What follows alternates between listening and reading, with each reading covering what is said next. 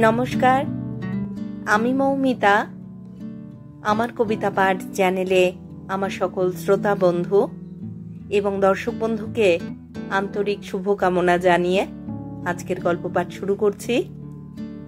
আজ আমি আপনাদেরকে পাঠ করে শোনাবো সমরেশ মজুমদারের লেখা একখানি অত্যন্ত আকর্ষণীয় ছোট গল্প। গল্পের নাম চাবি। আমার অনুরোধ রইল গল্পখানি শোনার জন্য। রোজকারই মতো আমার পুরনো কথাগুলি একবার সংক্ষেপে বলে নিচ্ছি। যদি আমার গল্প পাঠ আপনাদের ভালো লাগে, অনুগ্রহ করে একখানি লাইক করবেন এবং গল্পটিকে আপনাদের প্রিয়জনের সাথে শেয়ার করবেন। আপনারা যারা এখনো আমার কবিতা পাঠ চ্যানেলটি সাবস্ক্রাইব করেননি, তাদের অনুরোধ সাবস্ক্রাইব করে সাথে থাকার। আর আপনারা আপনাদের মূল্যবান মতামত কমেন্ট বক্সে জানিয়ে আমাকে অনুপ্রাণিত এবং সমৃদ্ধ করবেন, এও আমার অনুরোধ। ধন্যবাদ। শুরু করছি আজকের গল্প চাবি। তুমি কি বলতে চাও? সুদীপ সরাসরি জিজ্ঞাসা করল। তৃষা এতক্ষণ মুখ নামিয়ে বসেছিল। এবার সুদীপের চোখে চোখ রেখে খুব ধীরে মাথা নাড়ল। কিছু না, বিশ্বাস করো, কিচ্ছু না। ওর ঠোঁটে এক চিলতে হাসি বড় বেদনার মতো ছায়া ফেলল, ফেলেই মিলিয়ে গেল। তাহলে? সুদীপ হোঁচট খেল। তৃষা শক্ত পাথরের মতো মুখের দিকে তাকিয়ে এক মুহূর্তে সে কোনো কথা খুঁজে পেল না। এই ঘরে প্রায় 2 ঘন্টা ধরে ওরা কথা বলছে। তৃষার নির্লিপ্ত কাটা কাটা সংলাপ এতক্ষণ সুদীপকে আহত করেছে। খুব কষ্টে নিজেকে সংযত করেছে সুদীপ। তৃষা তাকে যাই বলুক না কেন, যে আঘাতই দিক, সে তা নিয়ে কোনো উগ্রতা প্রকাশ করেনি। এই মেয়েটির মুখের কথা আর মনের কথা এক নয়, এটা জানার পর থেকে পাল্টা আঘাত করার মানসিকতা তার আর নেই। তৃষার এই আপাত নিষ্পৃহতা একটা শক্ত খোলস মাত্র। এতক্ষণ ধরে সে অত্যন্ত সহানুভূতির সঙ্গে সেই খোলসটাকে ভাঙার চেষ্টা করেছে, কিন্তু তৃষার শেষ কথায় ওর মনে হলো এতক্ষণ বৃথাই কাটল। ওদের সম্পর্কটায় যে অন্ধকার ছড়ানো ছিল তা একটুও ফিকে হয়নি। আমাকে মুক্তি দিন, আমি আর পারছি না, বিশ্বাস করুন। যেন এই মাত্র শব্দাহ করে এলো তৃষা, এমনই ক্লান্তি গলায়। আমি কি করব? আমি কি করব তাহলে? তলিয়ে যাওয়ার আগে মানুষ বোধহয় এর চেয়ে বেশি আরতি জানায় না। সুদীপের গলার স্বর বুঝে আসছিল। তুমি ভালো থাকো, সুখে থাকো, আমার কথা ভুলে যাও। তারপর খুব ধীরে চেয়ার ছেড়ে উঠে ঘাড় ঘুরিয়ে সুদীপকে অপলকে দেখল। চোখাচোখি হতেই যেন নিজের মনেই বলল, আমার কথা চিন্তা করো না, কোনো অব্লিগেশন নেই, কোনো অব্লিগেশন নেই, তোমার কোনো দায়িত্ব নেই, আমাকে আমার মতো থাকতে দাও। তৃষা! অস্ফুট আর্তনাদ করল সুদীপ। এই বোধহয় দ্বিতীয়বার তৃষা তাকে তুমি বলছে। অনেক অনেক চেষ্টা করেও ওকে দিয়ে তুমি বলাতে পারেনি সে। পরিচয় হবার প্রায় 2 বছর বাদে একদিন ট্যাক্সিতে বসে অন্যমনস্ক গলায় বলে ফেলেছিল, তুমি আমাকে নিয়ে খেলা করছো না তো? বলেই সংযত হয়েছিল, কারণ আনন্দিত সুদীপ যখন ওর মুখের দিকে তৃপ্তির চোখে তাকিয়ে বলেছিল, খেলা? পাগল, নিজের সঙ্গে খেলা করে নির্বোধেরা। কথাটা কিন্তু মনে রাখবেন। তৃষার মুখ থেকে কথাটা শুনতেই মেজাজটা নষ্ট হয়ে গেল। তুমি থেকে আপনিতে ফিরে গিয়েছিল তৃষা। অনেক অনুরোধে এসে বলেছিল, ব্যস্ত কি, যদি কোনোদিন মর্যাদা দিতে পারেন সেদিন আমার জিভে কোনো জড়তা থাকবে না। সেই একবারের পর আজ, এখন এই শীতের রাতে ওর গলায় তুমি শুনল সুদীপ। এই কথাগুলো শোনানোর জন্যই কি সম্পর্কটা তুমিতে নামালো তৃষা? কিন্তু আমার কি অপরাধ? আপনি লোভী? না, আজ আর এসব কথা বলবো না, আমাকে মুক্তি দিন। কিন্তু আমি তোমাকে ভালোবাসি, মৃত্যুর দণ্ডাজ্ঞাপ্রাপ্ত আসামি যেন সুদীপ। আমিও। তবে তবে সুদীপ নিজের জিজ্ঞাসাটাই নাড়াচাড়া করল। তবে ঠিক এই প্রশ্ন দিয়ে কি ওরা আজ সন্ধ্যের আলোচনা শুরু করেনি? নানা কথার গোলকধাঁধায় ঘুরে ঘুরে ক্লান্ত হয়ে আবার সেই প্রথম প্রশ্নটায় ফিরে এলো সে। অদ্ভুত হতাশা ক্রমশ তাকে আচ্ছন্ন করল। তৃষা কখন এই ঘর থেকে চলে গেছে সে টের পায়নি। চোখ তুলে দেখল এই ঘরে সে একা। মাথার উপর নীল উজ্জ্বল আলো জ্বলছে। বাইরের ঘন অন্ধকার জানালার গ্রিলে সে আটকে গেছে। শীতকালের এই রাতে শুধু বাইরের আকাশ দেখতে পাচ্ছিল না। 6 ঘন্টা ধরে অনর্গল কথা বলে এখন শ্রান্ত লাগছে। এটা তৃষার ফ্ল্যাট। তৃষা আর ওর মা থাকেন এখানে। এর আগেও 3-4 বার এসেছে সেখানে। বাইরের এই ঘরটায় বসে কথা বলেছে, চা খেয়েছে, তৃষার মায়ের সঙ্গে কথা বলেছে। বড় ভালো মহিলা, বয়স হয়েছে কিন্তু সংকীর্ণতা আসেনি। ছেলেদের সঙ্গে মেলে না বলে মেয়ের কাছে আসেন। ভালো চাকরি করে তৃষা। ওর সঙ্গে আলাপ হবার পর যতটা সম্ভব এখানে কম আসতে চেষ্টা করেছে সুদীপ। সঙ্গে মা থাকলেও কোনো মেয়ের ফ্ল্যাটে ঘন ঘন আসাটা পাড়াপড়শিদের কাছে খারাপ দেখাবে। তৃষার মতো মাথা উঁচু করে দাঁড়ানো মেয়ের সম্মান নষ্ট করবার বিন্দুমাত্র বাসনা তার নেই। দুদিন নিত্যই দেখা হতো তাদের। সুদীপ ওকে বাস স্ট্যান্ড অবধি পৌঁছে দিয়ে ফিরে যেত। ইদানিং যে সমস্যাটা তিল তিল করে বেড়ে যাচ্ছিল তা নিয়ে আলোচনা করবার জন্যই তৃষা আজ ওকে আসতে বলেছিল। তৃষার ফ্ল্যাটের বাইরের এই ঘরটায় বসে ওরা কথা বলেছে। কিন্তু এখন সুদীপের দুহাতে শুধুই শূন্যতা, কোনো অবলম্বন নেই। তৃষা এখন ভিতরে। এখানে আসবার পর সে চা করার কথা বলেছিল, কিন্তু খেয়ে এসেছিল বলে তখন সুদীপ আপত্তি করেছিল। এখন কি ও চা করতে গিয়েছে? ঘড়ি দেখল সে, 9:20 মাত্র। এই 3 তলার এই শহরতলির ফ্ল্যাটে বসে সময় বোঝার কোনো উপায় নেই। বুক চাপা নির্জনতা বাইরে। সিগারেটের প্যাকেটে আর একটি মাত্র অবশিষ্ট আছে। উত্তেজনায় সেটিকে ধরালো সে। অন্য সময় হলে চায়ের জন্য রেখে দিত। ধরিয়ে চোখ বন্ধ করে সোফায় শরীর এলিয়ে দিল। কথা দিয়ে কথার জট খোলা যায় না যদি মন তৈরি না থাকে। 3 বছর, হ্যাঁ 3 বছর তৃষার সঙ্গে মিশেছে সে। সাফল্যের সিঁড়ি ভাঙতে ভাঙতে প্রায় 35টা বছর তার খরচ হয়ে গেছে। এমন সময় দেখা পেল। দেখলে বুক জুড়িয়ে যায়, হাসলে মনে হয় স্বচ্ছন্দে মরে যেতে পারি। অথচ ব্যবহারে একটুও তরল নয়। ব্যক্তিত্ব শব্দটা যেন ওর সর্বাঙ্গে ঈশ্বর সেটে দিয়েছেন। এমন মেয়ের সঙ্গে দুপা হাঁটলেও মনে হয় বেঁচে থাকার এত সুন্দর কারণ আর কিছু নেই। কিন্তু ওই মেয়ের মনের দরজায় পৌঁছতে প্রায় 2 বছর লেগে গিয়েছিল ওর। অনেক অগ্নি পরীক্ষা, অনেক যাচাইয়ের পর একটু একটু করে বরফ গলেছে তৃষার। তার আগে তৃষা রহস্যাবৃত, কোনো কথা জানায়নি, জানতেও দেয়নি। যেদিন দরজা খুলল সেদিন ট্যাক্সিতে বসে গাঢ় গলায় বলেছিল, তুমি আমায় নিয়ে খেলা করছো না তো?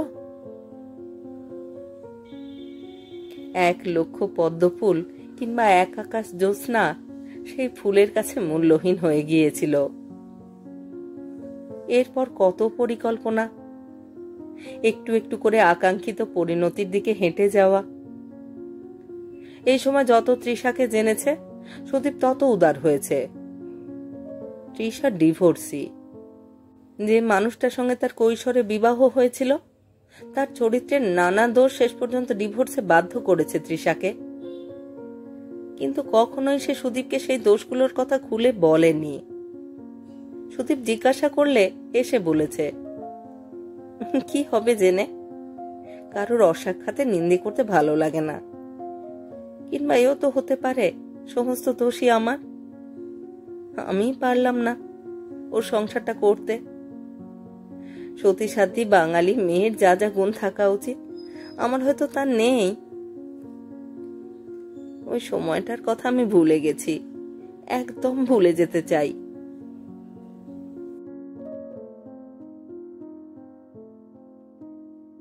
শৈশব থেকে সুদীপের একটিই দোষ, কোনো ব্যাপারে কৌতূহল হলে না মিটিয়ে থাকতে পারে না।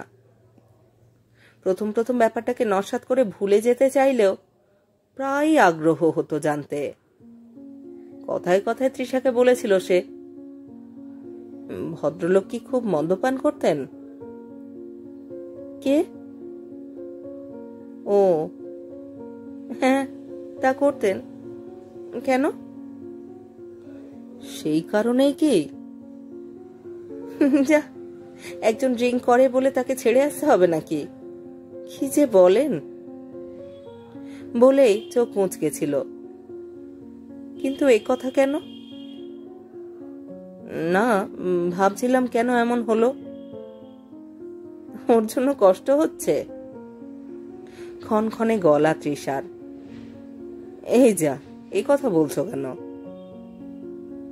দেখুন, আমি যেমন যেমন আমায় দেখছেন তেমন যদি গ্রহণ করতে পারেন তবেই ভালো, নইলে। তৃষা, আমি শুধু, যদি কোনোদিন প্রয়োজন হয় আমি বলবো আপনাকে। বিশ্বাস করুন, আমার জীবনের ওই অন্ধকারের দিনগুলোকে আমি ভুলে যেতে চাই। সেদিন আর কথা না গড়ালেও বুকের মধ্যে জানার আগ্রহটা থেকেই গেছে। তৃষা এখন তাকে সব কথা বলেছে, কিন্তু বিবাহিত জীবনের কথা নয়। দীর্ঘ 10 বছর বিবাহিতা হয়েও মা হয়নি কেন সে? কেন তাকে ছেড়ে আসতে হলো?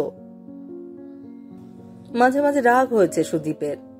ভাবি স্বামী হিসাবে এটা তার জানা দরকার, কিন্তু তৃষার ওই একই কথা, যখন প্রয়োজন হবে তখন অবশ্যই সে জানাবে। আবার একদিন কথাটা তুলল সে, তোমার আমাকে বলতে আপত্তি কি তৃষা? একটু ভেবে তৃষা বলেছিল, উনি যা চাইতেন তা আমি করতে পারিনি। কি? ওর স্বার্থ মেটানো। তুমি একটু খুলে বলো। মানে আমি জানতে চাইছি এই জন্যেই যে ভবিষ্যতে আমিও যেন সেই ভুল না করি। সে ভুল করতে পারেন না আপনি। আচ্ছা, আপনি আমাকে বিশ্বাস করেন না? করি না, করেন না। কি করে বুঝলে? তাহলে এত আগ্রহ জানাতেন না, আমার কথার মূল্য দিতেন। নিশ্চয়ই কোনো কারণ আছে যা আমি এখনই জানাতে চাইছি না।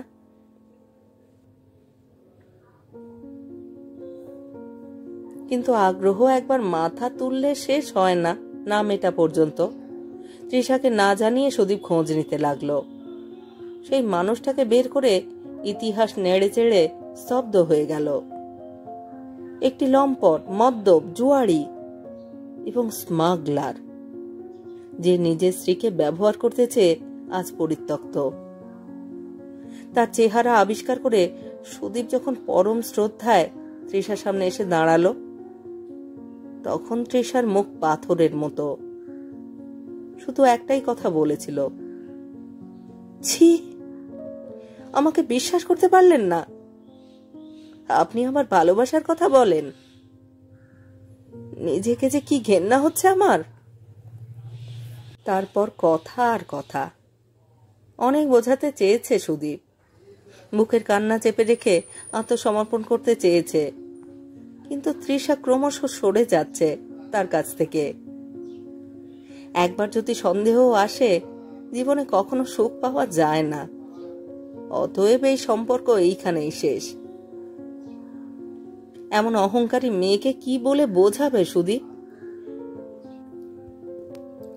নিজেকে এখন অপদার্থ মনে হচ্ছে।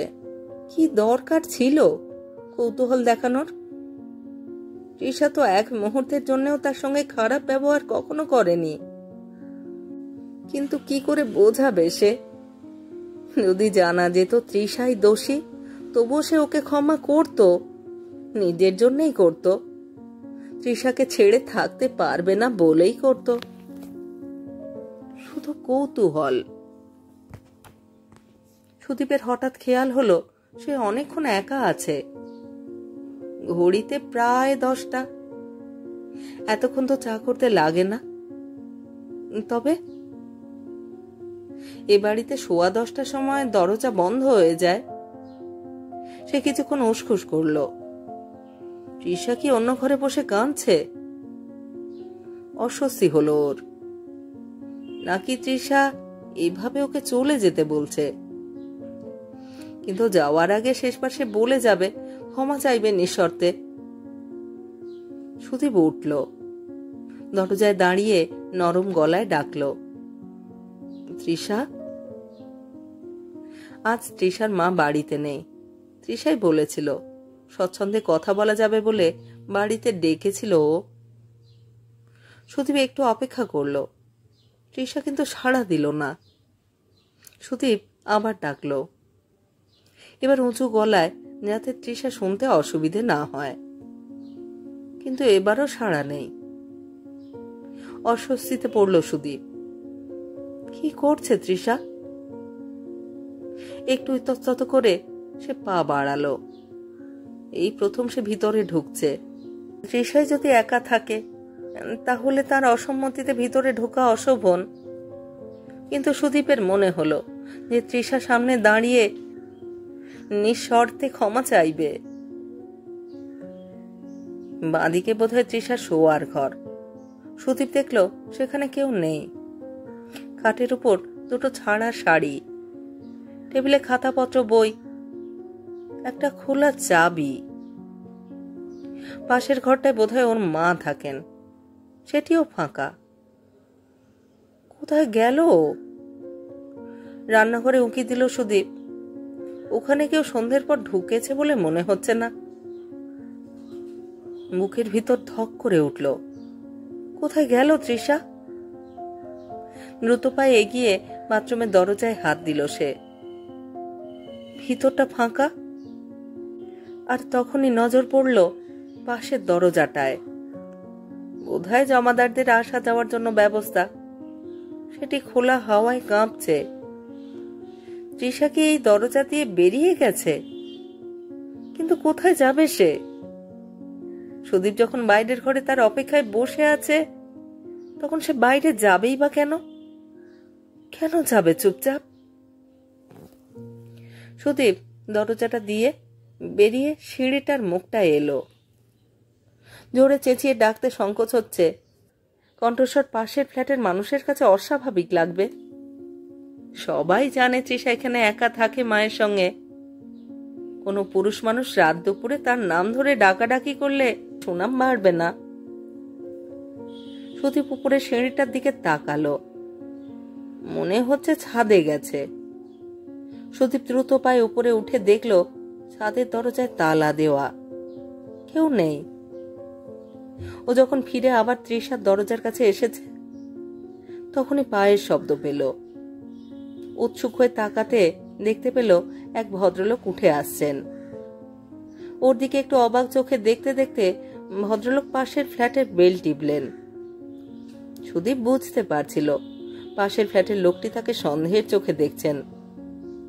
সে খুব স্বাভাবিক ভঙ্গিতে, যেন তৃষারই আত্মীয়, এমনই মুখ করে খোলা দরজা ভেজিয়ে ভেতরে চলে গেল। আর তখনই টুপ করে আলো নিভে গেল। লোডশেডিং। সঙ্গে সঙ্গে মেরুদণ্ডে একটা কনকনানি টের পেল সুদীপ। এই ফ্ল্যাটে একা রেখে তৃষা কোথায় গেল, আর কেনই বা গেল?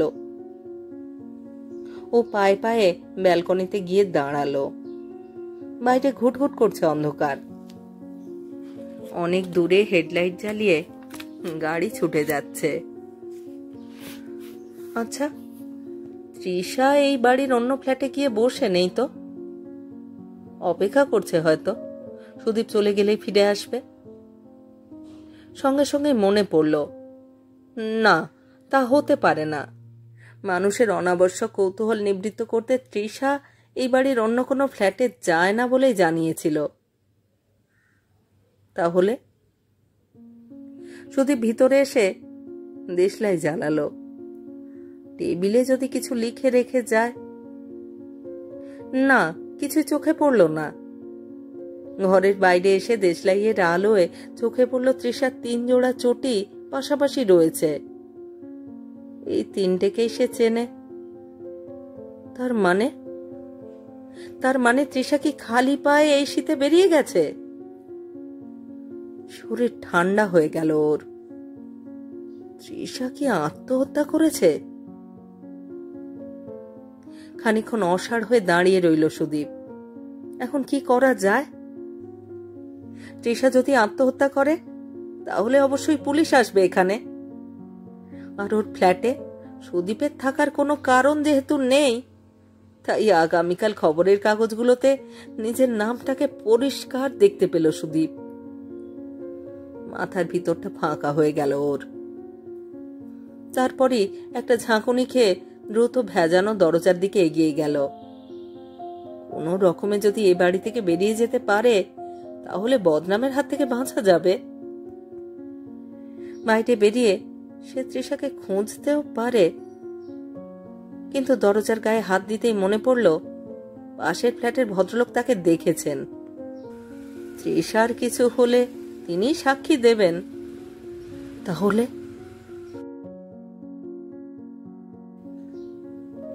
এই ফ্ল্যাটটাকে একদম খোলা রেখে চলে যাওয়াটা নিশ্চয়ই ঠিক নয়, কিন্তু এখন যে পরিস্থিতি তাতে এসব চিন্তা করা যায় না। শুধু ওই ভদ্রলোক যদি না দেখতেন। সারা শরীর ঘামে জবজব করছে। তৃষা এ কি শাস্তি দিয়ে গেল? রাত বাড়ছে। তৃষার বিছানায় নিঃসাড়ে বসেছিল সুদীপ। সমস্ত ঘরে তৃষার শরীরের গন্ধ, অথচ তৃষা নেই। ওর মতো অহংকারী এবং সেন্টিমেন্টাল মেয়ের আত্মহত্যা করতে বিন্দুমাত্র ভাবনার দরকার হবে না। কপাল চাপড়াতে ইচ্ছে করছিল সুদীপের। কেন মূর্খের মতো সে কৌতূহল দেখিয়ে তৃষা স্বামীর খোঁজ নিতে গেল? যদি গেলই বা, তা তৃষাকে জানালোই বা কেন? সুদীপ উঠে ব্যালকনিতে গিয়ে দাঁড়ালো। চাপা অন্ধকার। হঠাৎ একটা গাড়ি তীব্র হেডলাইটকে এগিয়ে আসতে দেখল সে। কাছাকাছি আসতেই বুকের মধ্যে বিসর্জনের ঢাক শুনতে পেল সুদীপ। পুলিশের জিপ মনে হচ্ছে আবছা আলোতে। তাহলে কি তৃষা? না, জিপটা দাঁড়ালো না। যেন গভীর কুয়োয় তলিয়ে যেতে যেতে ভুস করে ভেসে উঠে সে বাতাস পেল। কিন্তু কতক্ষণ? যদি আজ রাত্রে তৃষার মা ভাইয়ের সঙ্গে ফিরে আসেন, এসে দেখবেন সে এখানে একা এবং তৃষা কোথায় গেছে তা বলতে পারছে না। না, যে করেই হোক এখান থেকে চলে যেতেই হবে। যা হয় হোক। পাশের ফ্ল্যাটের ভদ্রলোক যা ইচ্ছে সাক্ষী দিক, সে এখানে থাকা রিস্ক নিতে পারবে না। ঘরে ঢুকে দেশলাই জ্বালালো সুদীপ। দেওয়ালে তৃষা হাসছে। সুন্দর ঠোঁটের ফাঁকে, দাঁতের সুগঠনে অদ্ভুত আদুরে ভাব। বুকের ভিতর ঝুরু ঝুরু বেদনা ছড়িয়ে পড়ল সুদীপের। তৃষা, তৃষা, আমি তোমাকে ছেড়ে থাকতে পারবো না, কিছুতেই না। সারা জীবন আমি তার বিনিময়ে শাস্তি পেতে রাজি আছি। দেশলাইয়ের আলোটা টুক করে নিভে যেতেই সে কাঠিটা ফেলে দিল। কপালের ঘাম মুছে কয়েকটা পা হাঁটতেই ওর মনে হলো তৃষা তাকে শাস্তিটাই দিয়ে গেল। এইরকম একটা ফ্ল্যাট তো ওদেরও হতে পারত, একান্তই ওদের। সারা জীবন অনেক ভালোবাসতে পারত ওরা। এইরকম একটা ফ্ল্যাট ওদের অনেক আনন্দের সাক্ষী হয়ে থাকতে পারত। তার বদলে অসীম শূন্যতা ছড়ানো এই ফ্ল্যাটে সে ওকে একা রেখে গেল। ভূতের মতো তাকে আষ্টে পৃষ্ঠে চেপে ধরছে এই ফ্ল্যাট। তৃষাকে হারিয়ে পৃথিবীর সেরা সৌন্দর্য এখন অর্থহীন। কাঁটার মতো সারা জীবন তাকে বিদ্ধ করবে। নিরক্ত সুদীপ একটা ঘোরের মতো বাইরে বেরিয়ে এলো। পিছনে যে দরজা খোলা রইল সে খেয়াল নেই। সিঁড়ি দিয়ে নামতে গিয়ে ও টের পেল শরীরে বিন্দুমাত্র শক্তি নেই। এই ফ্ল্যাট বাড়িটা এখন আফ্রিকার গভীর জঙ্গলের চেয়েও নির্জন। কোথাও কোনো শব্দ নেই, চারপাশে ঘুটঘুটে অন্ধকার। কিন্তু অন্ধকারেরও বোধহয় একরকম আলো আছে, খুব ছিমছাম এবং মন থাকলে দেখা যায়। ভারী পায়ে হাঁটতে গিয়ে থমকে দাঁড়ালো সুদীপ। কেউ আসছে। শরীর শক্ত হয়ে গেল। আর একজন সাক্ষী। এখন আর উপরে ফিরে যাওয়ার সময় নেই। দেওয়ালের গায়ে আঠার মতন সেঁটে দাঁড়িয়ে রইল। খুব অবসন্ন পায়ে শরীরটাকে টেনে টেনে তৃষা উঠে আসছিল। ওকে দেখে সুদীপ কোনো কথা বলতে পারল না। সাদা হয়ে গেছে তৃষার মুখ। ঠান্ডায় সামান্য গরম কাপড়ও গায়ে নেই। পাশে দাঁড়িয়ে অদ্ভুত চোখে সুদীপকে দেখল সে। তারপর যেমন এসেছিল তেমন পায়ে পায়ে উপরে উঠে গেল। স্বস্তি নয়, অন্যরকম কষ্ট শুরু হয়ে গেল সুদীপের। ওর খুব ইচ্ছে হচ্ছিল ছুটে উপরে গিয়ে তৃষার হাত ধরে, কিন্তু তা করার কোনো সামর্থ্য তার হলো না। তৃষার চাহনি তার সব শক্তি কেড়ে নিয়ে গেছে। সুদীপ দেখল তৃষা আবার দরজায়। খুব ধীরে নেমে এলো সে। এসে এক ধাপ উপরে দাঁড়ালো। তারপর ফিসফিসিয়ে বলল, পারলাম না, পারলাম না। নিজেকে ছিন্ন ভিন্ন দেখল সুদীপ। ঠোঁট কাঁপল, কথা এলো না। হাত বাড়ালো তৃষা। ওঠার সময় দারোয়ানকে নিচে দরজায় তালা দিতে দেখলাম। আমার চাবিটা নিয়ে যাও। কেন? কেন? নিজের গলাটা অচেনা ঠেকল সুদীপের। মারে, তালাটা খুলতে হবে না? তৃষা ঘুরে দাঁড়ালো, যেন নিজের শরীরের ভার বয়ে বয়ে ফিরে গেল দরজায়। সুদীপের হাতে চাবি, শীতল স্পর্শ। আঁকড়ে ধরার মতো বলল, এটা ফেরত দেবো কি করে? দিতে হবে না। তৃষা নিজের সঙ্গে কথা বলল। তৃষা নিজের সঙ্গে কথা বলল।